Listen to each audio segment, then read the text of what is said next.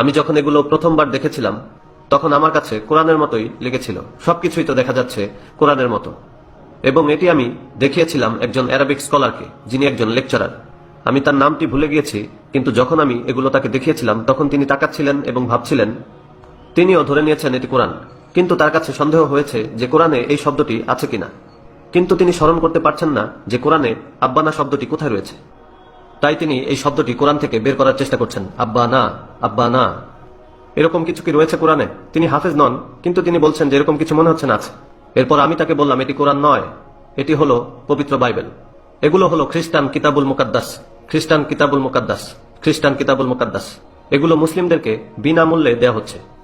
গরিব মুসলিম, পোর মুসলিম, বিশেষত অনারব অর্থাৎ যারা নন আরব, যেমন Bangladeshi, Pakistani, Indonesian, Malaysian, Nigerian, Ghanaian, মিশরীয়, ফালাহিন, তারা এটাকে গ্রহণ করবে, এরপর চুমু খাবে, তারপর এটা নিয়ে ঘরের দেয়ালে ঝুলিয়ে রাখবে। এবং কিছু মসজিদেও তারা এগুলো ঝুলিয়ে রাখে। তারা ভাবে এগুলো তো কোরআনের আয়াত। South Africa? না, সাউথ আফ্রিকাতে এখনো নেই, তবে বিশ্বের সরল সোজা অন্যান্য দেশগুলোতে রয়েছে, যেমন মালাউই, তানজানিয়া, ইন্ডিয়া, পাকিস্তান সহ বিশ্বের মিলিয়ন মুসলিম বিশ্বাস করবে এটি হলো কোরআন। এরপর চুমু দিয়ে দেয়ালে ঝুলিয়ে রাখবে। এটি তাদের একটি